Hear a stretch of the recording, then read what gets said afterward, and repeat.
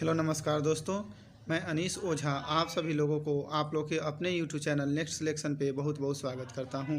तो दोस्तों, जैसे कि यह मेरा तीसरा वीडियो है और इससे पहले मैंने पार्ट 1 और 2 इस वीडियो का लाया हूं, जिसमें पार्ट 1 में हमने बताया कि बंगाल के गवर्नर और बंगाल के गवर्नर जनरल के बारे में, और पार्ट 2 में बताया भारत के गवर्नर जनरल के बारे में, जो कि इसका सफ़र मेरा 1833 से लेकर के 1858 ईस्वी तक था। अब मेरा सफ़र 1858 से लेकर के मतलब स्वतंत्र भारत तक चलेगा। और आप लोग जैसे जानते ही हैं कि 1857 में जब सिपाही विद्रोह हुआ था, उसके बाद ईस्ट इंडिया कंपनी के शासन का अंत हो जाता है और भारत पे किसका शासन स्थापित हो जाता है, तो ब्रिटिश क्राउन का सत्ता भारत पे स्थापित हो जाता है। और तभी से भारत के गवर्नर जनरल को क्या कहा जाने लगा, भारत का वायसराय कहा जाने लगा। कब? 1 नवंबर 1858 ईस्वी से। तो देखते हैं यहाँ से अब आगे वीडियो। जो भी दोस्त अगर पार्ट 1 और 2 नहीं देखे हैं तो पहले पार्ट 1 और 2 देख ले। साथ ही साथ मेरे डिस्क्रिप्शन बॉक्स में उसका लिंक भी दिया हुआ है, या फिर मेरे प्लेलिस्ट में जा कर के वहाँ से भी देख सकते हैं। तो देखते हैं भारत के वायसराय।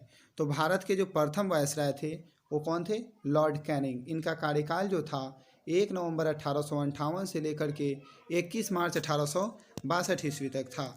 1858 में ब्रिटिश संसद द्वारा पारित अधिनियम द्वारा इसे भारत का प्रथम वायसराय बनाया गया। कब? 1858 में भारत का प्रथम वायसराय पूछेगा अगर क्वेश्चन आपसे कि किसको बनाया गया, तो लॉर्ड कैनिंग को बनाया गया। अब मुख्य घटना और कार्य देख लेते हैं इनके कार्यकाल में जो भी घटित हुआ था। तो कैनिंग के कार्यकाल में आईपीसी, सीपीसी तथा सीआरपीसी जैसे दंड विधियों को पारित किया गया।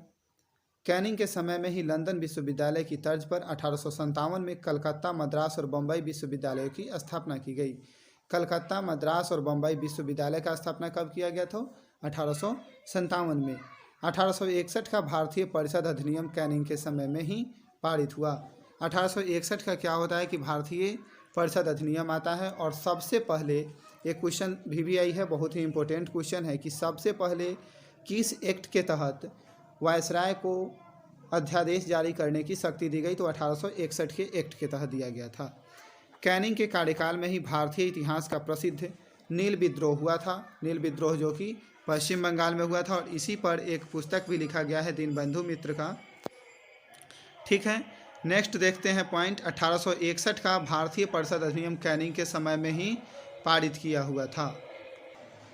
नेक्स्ट पॉइंट है, इनके समय में विधवा पुनर्विवाह अधिनियम 1856 ईस्वी में स्वतंत्र रूप से लागू किया गया। इससे पहले जैसे जानते ही थे कि लॉर्ड डलहौजी के कार्यकाल में भी विधवा पुनर्विवाह लागू किया जाता है, लेकिन स्वतंत्र रूप से वो लागू नहीं होता है। लेकिन सबसे पहले स्वतंत्र रूप से लागू कब होता है, तो लॉर्ड कैनिंग के समय में होता है। तो अब जो भी हम वायसराय देख रहे हैं लॉर्ड कैनिंग से लेकर के भारत के आज़ादी तक, तो सभी एग्जाम के व्यू से सभी वायसराय जो भी वायसराय हैं सभी का कार्यकाल बहुत ही VVI है और बहुत ही इम्पोर्टेंट है। तो लॉर्ड कैनिंग के बाद आते हैं लॉर्ड एल्गिन, आते हैं वायसराय बन के। इनका कार्यकाल रहता है 21 मार्च 1862 से लेकर के 20 नवंबर 1863 ईस्वी तक। इनका कार्यकाल छोटा रहता है। मुख्य घटना और कार्यकाल जो इन्होंने किया था अपने कार्यकाल के दौरान, वो देखते हैं। इसकी सबसे महत्वपूर्ण सफलता बहावी आंदोलन का सफलतापूर्वक दमन था। क्या होता है कि बहावी आंदोलन का दमन होता है। लॉर्ड एल्गिन की 1863 में धर्मशाला, हिमाचल प्रदेश में मृत्यु हो जाती है। कहाँ मृत्यु हो जाती है? तो लॉर्ड एल्गिन की मृत्यु हो जाती है हिमाचल प्रदेश में, धर्मशाला है वहाँ। धर्मशाला क्या है? तो धर्मशाला अब हिमाचल प्रदेश की एक शीतकालीन राजधानी भी है। ठीक है, ग्रीष्मकालीन राजधानी शिमला है और शीतकालीन राजधानी कहाँ है, तो धर्मशाला है हिमाचल प्रदेश का। ठीक है, नेक्स्ट आते हैं sir Robert Napier. Sir Robert Napier का जो कार्यकाल रहता है ये भी बहुत छोटा रहता है, 21 नवंबर 1861 से 2 दिसंबर 1863 तक। और सर रॉबर्ट नेपियर को भारत के कार्यवाहक वायसराय के रूप में नियुक्त किया गया था। एक तरह से समझिए कि ये एक अस्थायी वायसराय थे, क्योंकि जैसे ही जानते ही हैं कि इससे पहले वाले जो वायसराय रहते हैं उनकी मृत्यु धर्मशाला में हो जाती है, और जिसके कारण इनको कार्यवाहक वायसराय बनाया जाता है। उसके बाद आते हैं सर विलियम डेनिसन। तो सर विलियम डेनिसन का जो कार्यकाल रहता है वो रहता है 2 दिसंबर 1863 से 12 जनवरी 1864 ईस्वी तक। जो हम कवर कर रहे हैं तो इसमें आपको एक भी पॉइंट वायसराय गवर्नर जनरल से नहीं छूटेगा। 100% इससे कवर हो जा रहा है। ठीक है, एक भी पॉइंट नहीं छूट पाएगा। ठीक है, तो सर जॉन डेनिसन को भारत के कार्यवाहक वायसराय के रूप में नियुक्त किया गया था। इनको भी क्या किया गया था, ये भी कार्यवाहक ही वायसराय थे। ठीक है, और नेक्स्ट वायसराय बन के आते हैं sir John Lawrence. Sir John Lawrence आते हैं तो इनका कार्यकाल रहता है 12 जनवरी 1864 से लेकर के 15 जनवरी 1869 ईस्वी तक इनका कार्यकाल रहता है। और मुख्य घटना और कार्य देखते हैं। सर जॉन लॉरेंस ने अफगानिस्तान में हस्तक्षेप न करने की नीति का पालन किया। इसके कार्यकाल में यूरोप के साथ संचार व्यवस्था 1869-70 का कायम की गई। इनके टाइम पीरियड में क्या किया जाता है कि संचार व्यवस्था कायम किया जाता है। जॉन लॉरेंस के ही कार्यकाल में कलकत्ता, बम्बई और मद्रास में उच्च न्यायालय की स्थापना की गई। कहाँ कहाँ, तो कलकत्ता, बम्बई और मद्रास में क्या किया जाता है, उच्च न्यायालय की स्थापना किया जाता है। और इसके कार्यकाल में पंजाब में काश्तकारी अधिनियम पारित किया गया। क्या किया गया, तो काश्तकारी अधिनियम भी पारित किया जाता है। नेक्स्ट आते हैं लॉर्ड मेयो। और लॉर्ड मेयो भारत के बहुत ही इम्पोर्टेंट वायसराय थे और यहाँ से क्वेश्चंस पूछे भी जाते हैं। और इनका जो कार्यकाल रहता है वो 12 जनवरी 1869 से लेकर के 8 फरवरी 1872 ईस्वी तक इनका कार्यकाल रहता है। मुख्य घटना और कार्य देखते हैं। लॉर्ड मेयो के कार्यकाल में भारतीय सांख्यिकी बोर्ड का गठन किया गया, जो कि वर्तमान में CSO के नाम से जाना जाता है, जिसका मुख्यालय कहाँ है, तो कोलकाता है। और 4 क्षेत्रीय कार्यालय भी हैं। भारत में अंग्रेजों के समय में प्रथम जनगणना 1872 में लॉर्ड मेयो के समय में हुआ था। यहाँ से क्वेश्चन पूछ दिए जाते हैं कि प्रथम जनगणना किस वायसराय के शासनकाल में हुआ था, तो लॉर्ड मेयो के समय में हुआ था। मेयो के कार्य में 1872 ईस्वी में अजमेर राजस्थान में मेयो कॉलेज की स्थापना की गई। मेयो कॉलेज की स्थापना कहाँ की गई, अजमेर राजस्थान में। 1872 ईस्वी में कृषि विभाग की स्थापना भी मेयो के काल में हुआ था। क्या हुआ था, कृषि विभाग की स्थापना हुआ था। लॉर्ड मेयो की एक अफगान ने 1872 में चाकू मारकर हत्या कर दी। लॉर्ड मेयो की एक अफगान ने 1872 में चाकू मारकर हत्या कर देता है। नेक्स्ट गवर्नर जनरल बन के आते हैं सर जॉन स्टेची। स्टेची भी आते हैं, ये भी एक कार्यवाहक ही वायसराय बन के रहते हैं। और इनका जो कार्यकाल रहता है 9 फरवरी 1872 से 23 फरवरी 1872 ईस्वी तक। सर जॉन स्टेची को भारत का कार्यवाहक वायसराय नियुक्त किया गया था। नेक्स्ट वायसराय बन के आते हैं the Lord Napier. Lord Napier भी एक कार्यवाहक ही रहते हैं और इनका कार्यकाल जो रहता है 24 फरवरी 1872 से 30 मई 1872 ईस्वी तक। और ये भी क्या रहते हैं कि एक कार्यवाहक वायसराय रहते हैं। नेक्स्ट आते हैं लॉर्ड नॉर्थब्रुक। नॉर्थब्रुक का जो कार्यकाल रहता है वो रहता है 3 मई 1872 से 12 अप्रैल 1876 ईस्वी तक इनका कार्यकाल रहता है। और इनके समय में मेन घटना घटी थी बंगाल में भयानक अकाल पड़ा था। कहा जाता है कि बंगाल का 1/3 आबादी इस अकाल में क्या हो गया था, मृत्यु को प्राप्त हो गया था। ठीक है, और मुख्य घटना और कार्य जो भी इनके समय में हुआ था वो देखते हैं। भारत में उसकी नीति करों में कमी, अनावश्यक कानूनों को न बनाने तथा कृषि योग्य भूमि पर भार कम करने की थी। क्योंकि समझ ही रहे हैं कि जब बहुत सा अकाल पड़ा था तो ये थोड़ा उसमें काम किए थे। लॉर्ड नॉर्थब्रुक के समय में पंजाब में कूका आंदोलन होता है। कूका आंदोलन कहाँ होता है, तो पंजाब में होता है। नॉर्थब्रुक ने 1875 में बड़ौदा के शासक गायकवाड़ को पदच्युत कर दिया। बड़ौदा का पर किसका शासक था, तो गायकवाड़ का था। नॉर्थब्रुक के कार्यकाल में प्रिंस ऑफ वेल्स एडवर्ड तृतीय की भारत यात्रा हुई। कब, 1875 ईस्वी में होती है। और इसी के समय में स्वेज नहर खुल जाने से भारत एवं ब्रिटेन के बीच व्यापार में वृद्धि हुई। स्वेज नहर का निर्माण कब होता है, तो 1869 ईस्वी में स्वेज नहर का निर्माण होता है। कब होता है, 1869 ईस्वी में। इसके बाद नेक्स्ट आते हैं वायसराय लॉर्ड लिटन बन करके आते हैं। इनका जो कार्यकाल रहता है वो 12 अप्रैल 1876 से 8 जून 1880 ईस्वी तक इनका कार्यकाल रहता है। किनका, लॉर्ड लिटन का। इसका पूरा नाम रॉबर्ट बुलवेर लिटन एडवर्ड था एवं इनका एक उपनाम ओवेन मेरेडिथ भी था। क्या था, ओवेन मेरेडिथ। ये आप लोग देख लीजिएगा। ठीक है, यह एक प्रसिद्ध उपन्यासकार, निबंध लेखक एवं साहित्यकार था। साहित्य में ऐसे ओवेन मेरेडिथ नाम से जाना जाता है। साहित्य में किस नाम से जाना जाता है लॉर्ड लिटन को, तो ओवेन मेरेडिथ नाम से जाना जाता है। और मुख्य घटना और कार्य देख लेते हैं।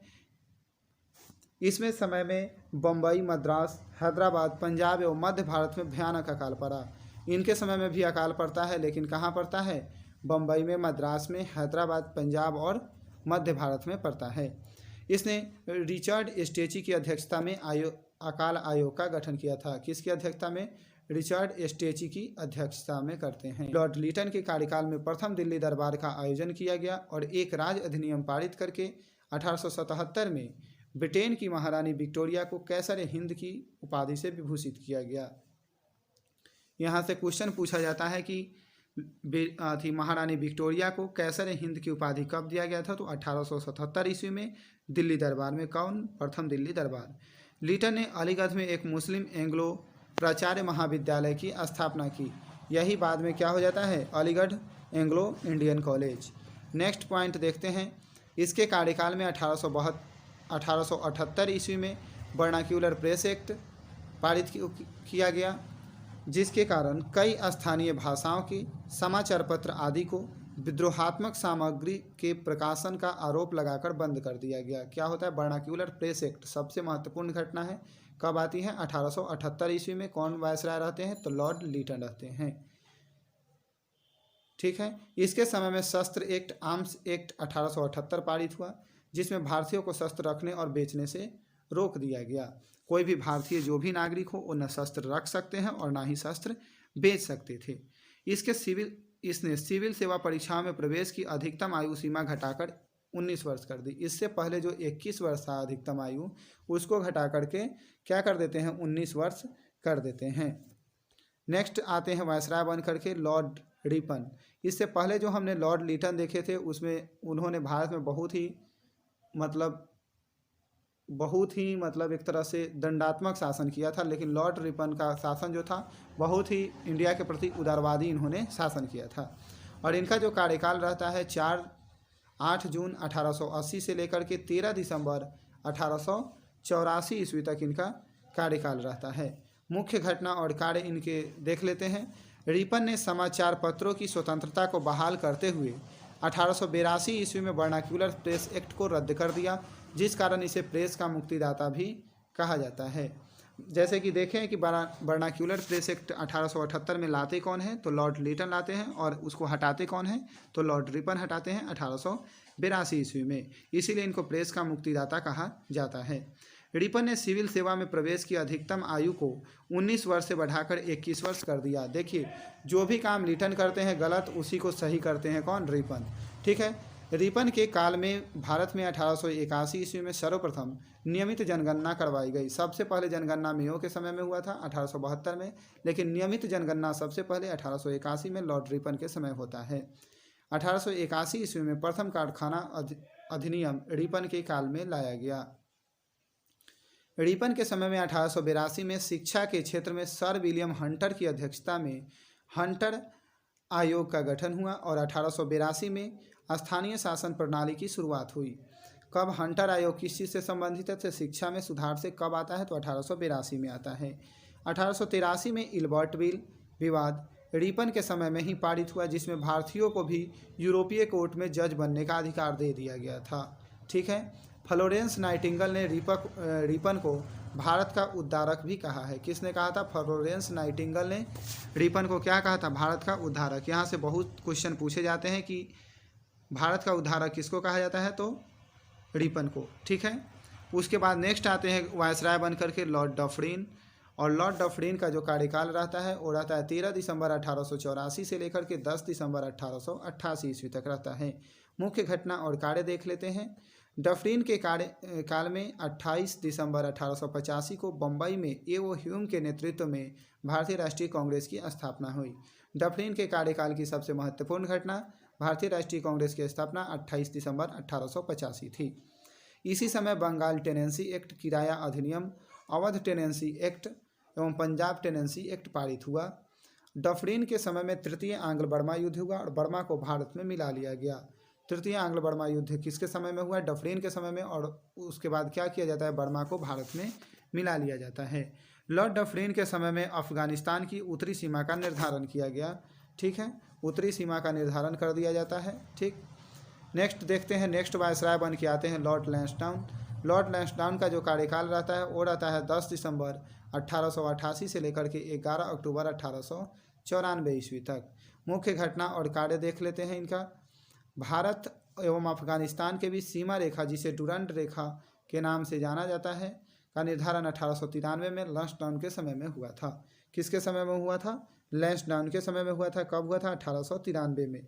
ठीक, इस रेखा का निर्धारण कहीं कहीं इसको 93 के बदले 94 भी दिया रहता है, तो कन्फ्यूजन नहीं कीजिएगा, क्योंकि 93 में बना था लेकिन 94 में लागू किया गया था। ठीक है, इस रेखा का निर्धारण ब्रिटिश अधिकारी सर मोंटिमर ड्यूरंड और अफगान अमीर अब्दुल रहीम खान के बीच में हुआ था। सब लोग जानते हैं कि डुरंड रेखा है, तो डुरंड तो इधर का नाम याद रहेगा, लेकिन अफगान के कौन रहते हैं? अमीर रहते हैं एक अब्दुल रहीम खान के बीच इस सीमा का निर्धारण हुआ था। 1891 ईस्वी में दूसरा कारखाना अधिनियम लाया गया, जिसमें महिलाओं को 11 घंटे प्रतिदिन से अधिक काम करने पर प्रतिबंध लगा दिया गया। जैसे पहला कारखाना अधिनियम आप देखे ही थे कि 1881 ईस्वी में लॉर्ड रिपन के समय में आता है, और दूसरा कारखाना अधिनियम कब आता है? 1891 ईस्वी में आता है।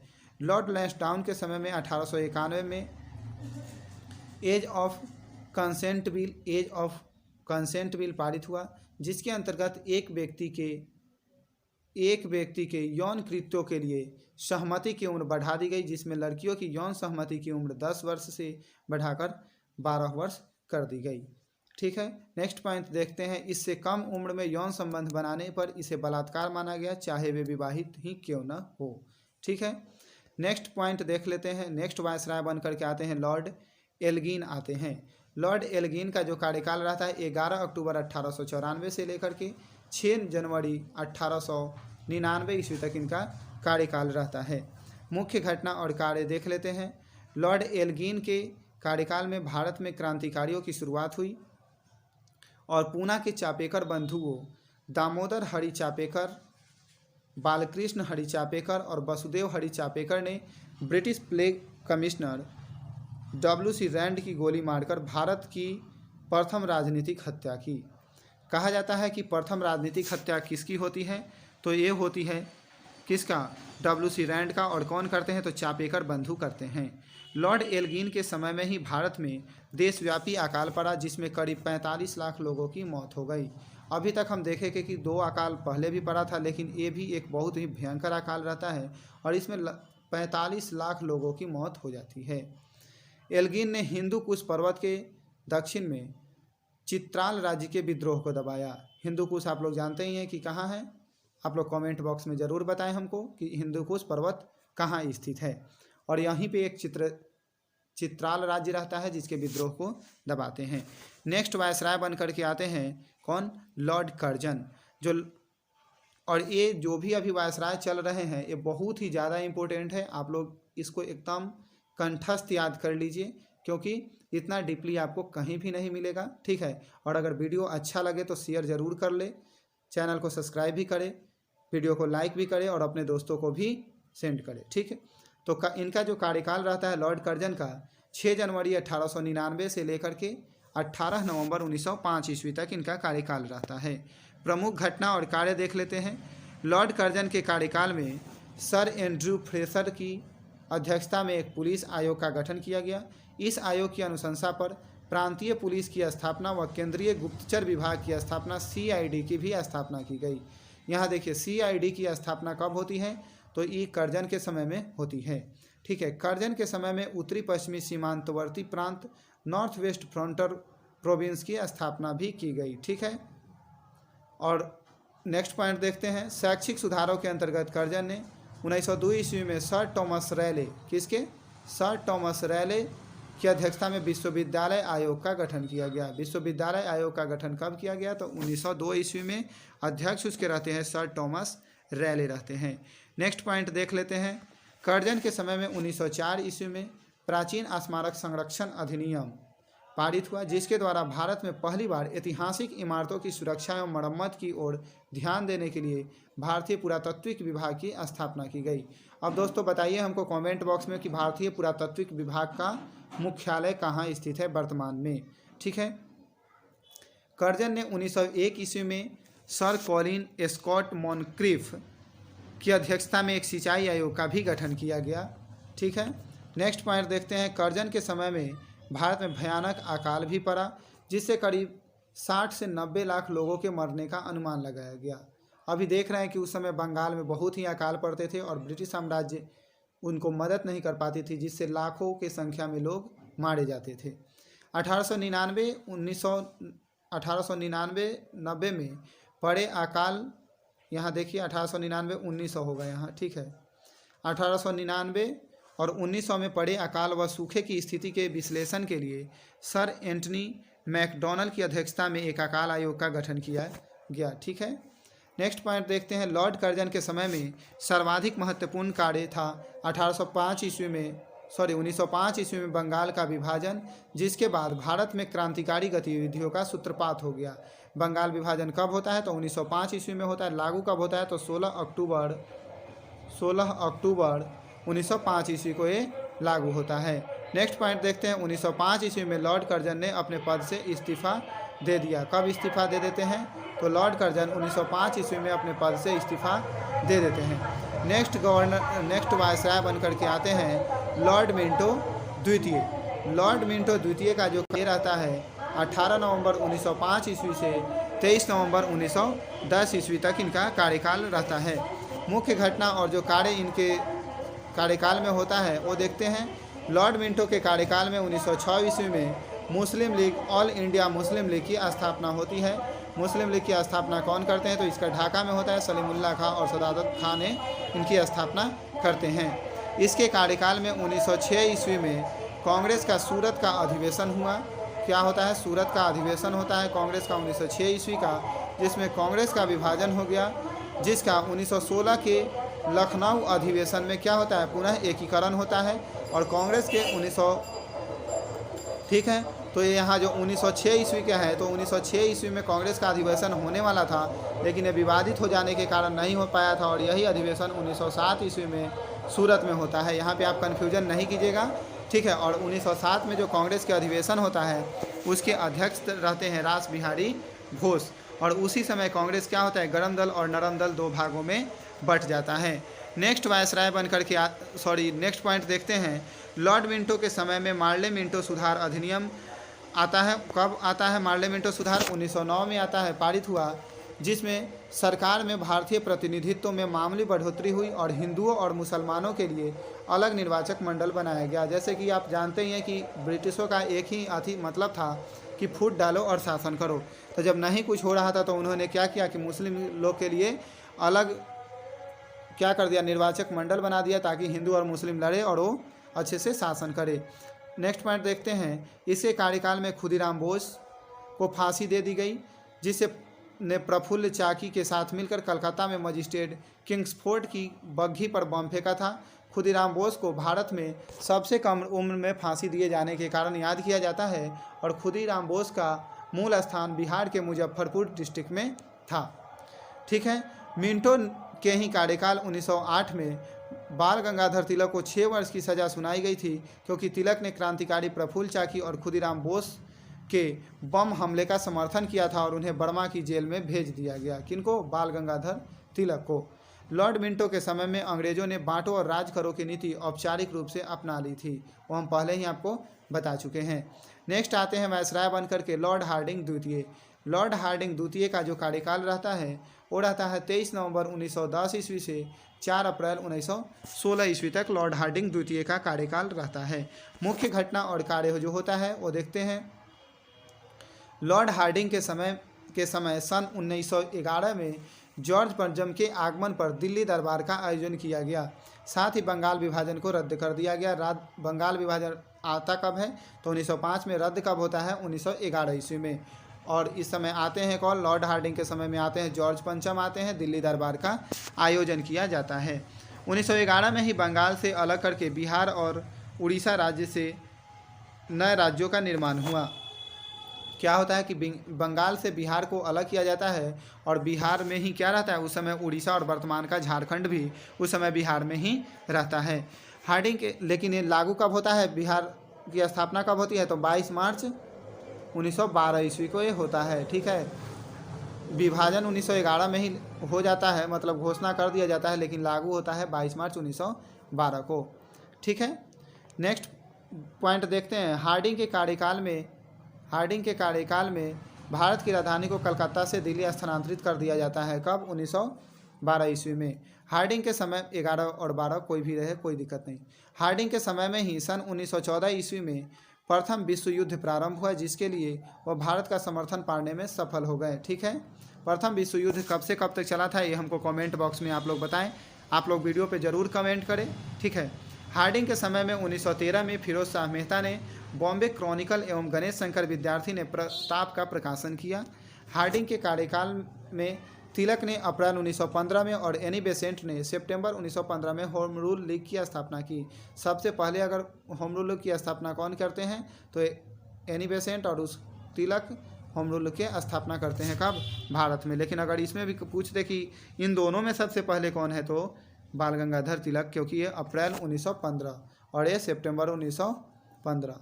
नेक्स्ट पॉइंट देखते हैं। 1916 में पंडित मदन मोहन मालवीय ने बनारस हिंदू विश्वविद्यालय की स्थापना की और लॉर्ड हार्डिंग को बनारस हिंदू विश्वविद्यालय का कुलपति भी नियुक्त किया गया। ठीक है, बनारस हिंदू विश्वविद्यालय की स्थापना कब होती है? 1916 ईस्वी में होती है।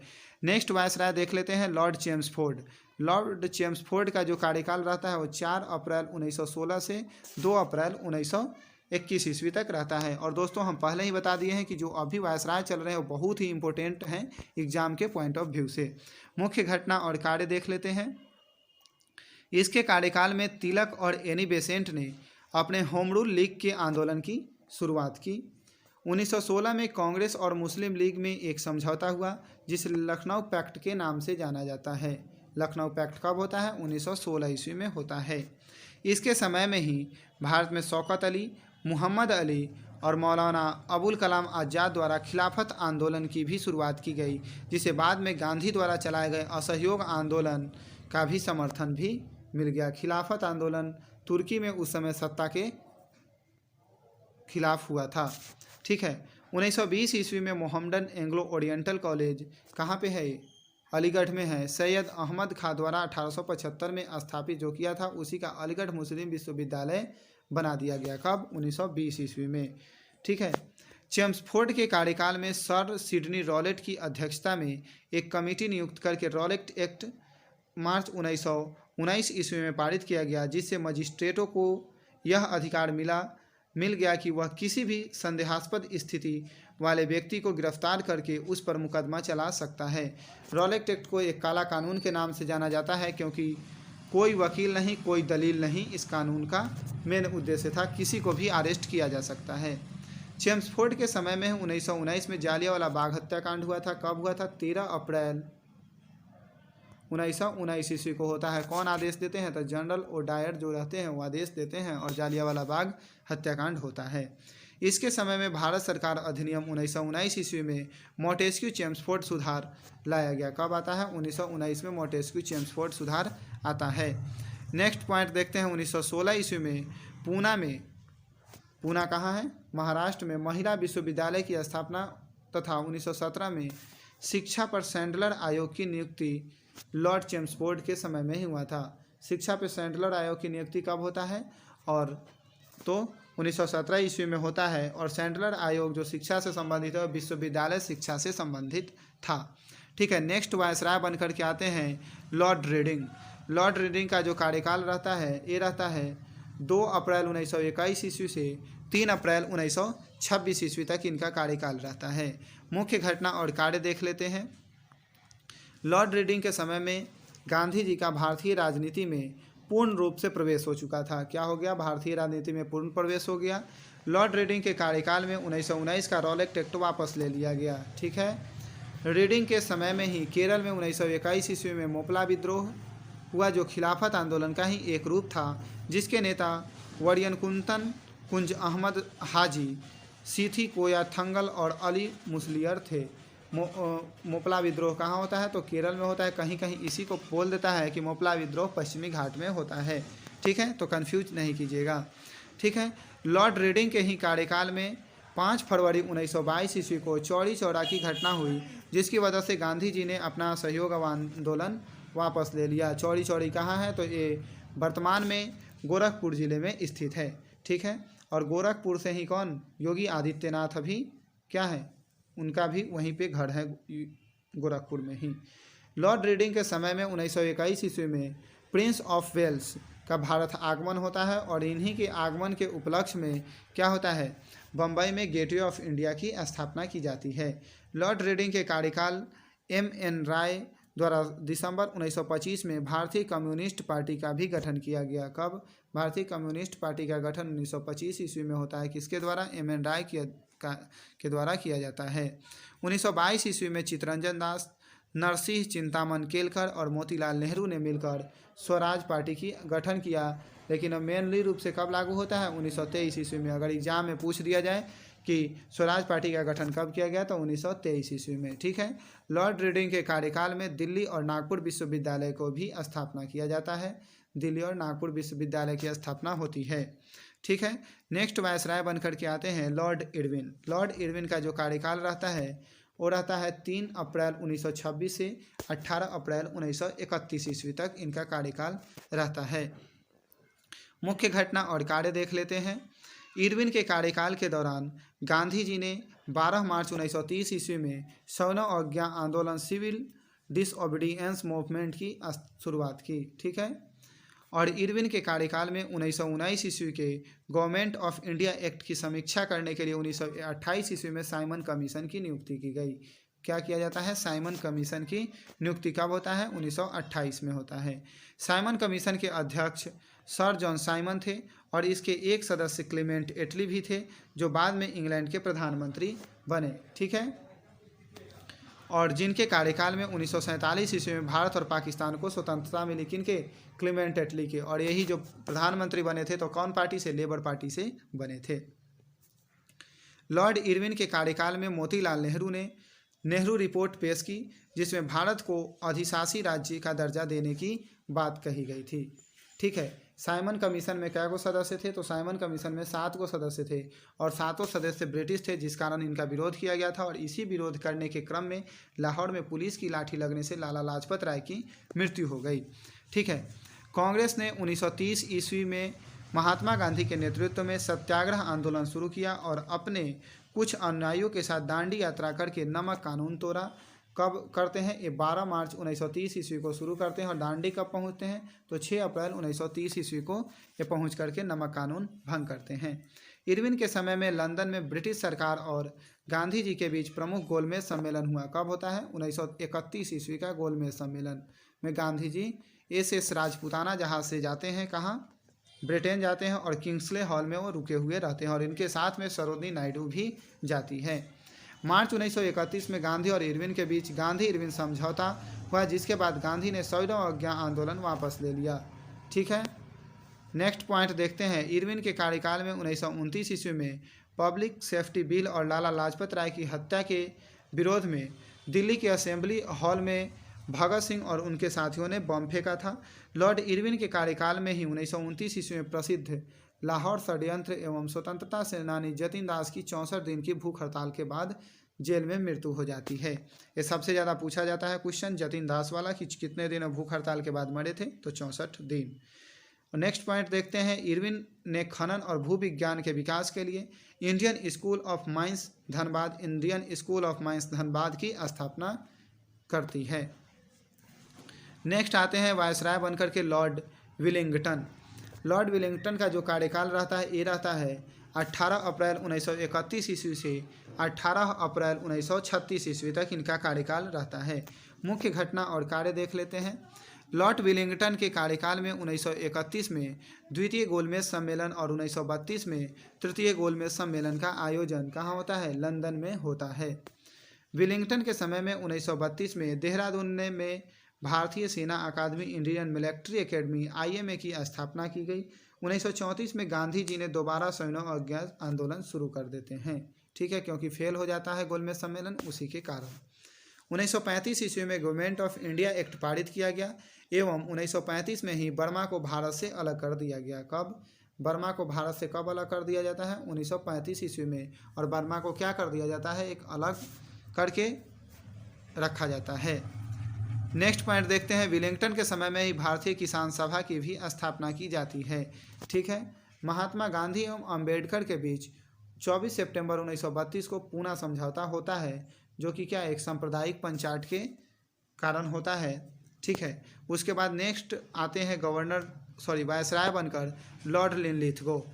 लॉर्ड लिनलिथगो का जो कार्यकाल रहता है 18 अप्रैल 1936 से लेकर के 1943 ईस्वी तक इनका कार्यकाल रहता है। मुख्य घटना और कार्य देख लेते हैं। 1939 में सुभाष चंद्र बोस ने कांग्रेस छोड़कर फॉरवर्ड ब्लॉक नाम की अलग पार्टी की स्थापना की। ये कब होता है? तो ये 1939 में होता है। कब? त्रिपुरी संकट के समय। त्रिपुरी में जब कांग्रेस अधिवेशन होता है उसकी अध्यक्षता सुभाष चंद्र बोस जीत जाते हैं, बट गांधी जी के विरोध के कारण वो इस्तीफा दे देते हैं और उनके बाद राजेंद्र प्रसाद को कांग्रेस का अध्यक्ष नियुक्त किया जाता है और 1939 में उसी के कारण सुभाष चंद्र बोस फॉरवर्ड ब्लॉक की स्थापना करते हैं। ठीक है, लॉर्ड लिनलिथगो के समय में ही पहली बार मुस्लिम लीग द्वारा 1940 में पाकिस्तान की मांग की गई। ये कहाँ की गई? लाहौर अधिवेशन में किया जाता है।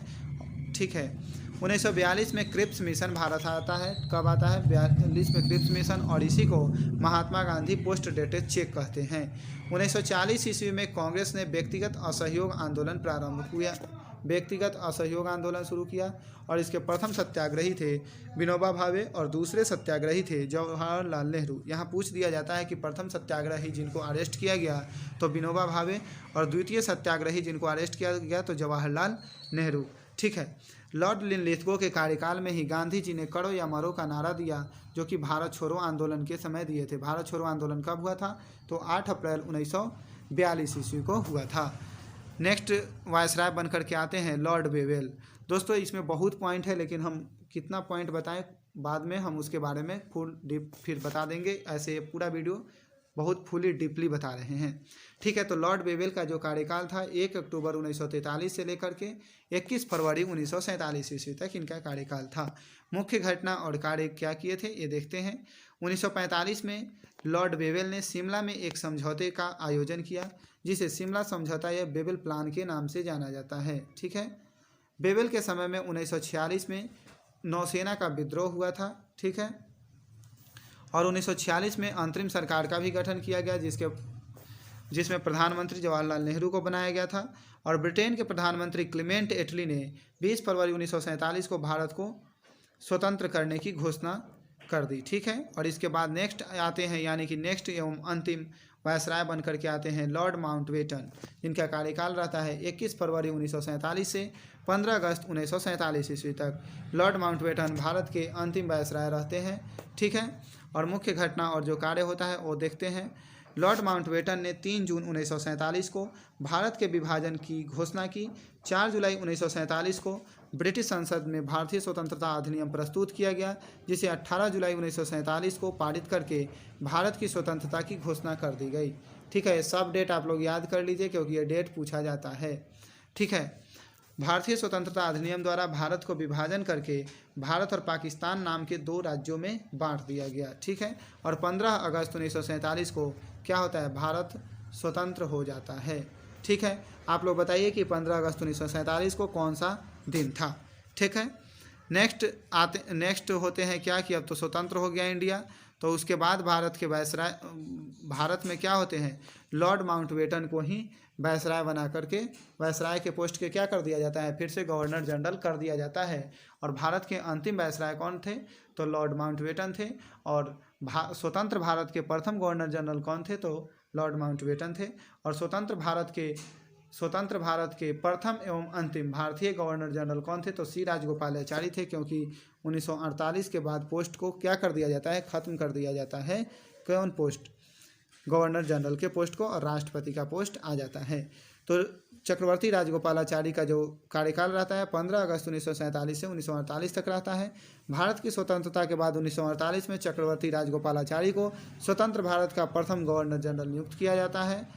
ठीक है दोस्तों, तो यहाँ तक हम लोग का सफ़र जो था पूरा भारत, हमने बंगाल के गवर्नर जनरल, भारत के गवर्नर जनरल, भारत के वायसराय और स्वतंत्र भारत के गवर्नर जनरल के बारे में विस्तृत रूप से चर्चा किया है। ठीक है, अगर आप लोग को वीडियो अच्छा लगे तो कम से कम 10 अपने फ्रेंड्स के साथ शेयर करें, चैनल को सब्सक्राइब करें ताकि कोई भी हम वीडियो लेकर के आएँ तो आपको जल्द से जल्द नोटिफिकेशन मिले। वीडियो को लाइक करें, अपने जितना हो सके उतने दोस्तों को शेयर करें, क्योंकि बहुत मेहनत लगता है वीडियो बनाने में, ठीक है, और हम आप ही लोगों के कारण वीडियो भी बनाते हैं, ठीक है। तो और उसके बाद क्या करें कि आप लोग मेरे टेलीग्राम चैनल पे जुड़ जाएं, वहाँ पे हम आपको डेली करेंट अफेयर्स हिंदी और इंग्लिश दोनों में देते हैं। तो थैंक यू फॉर वाचिंग।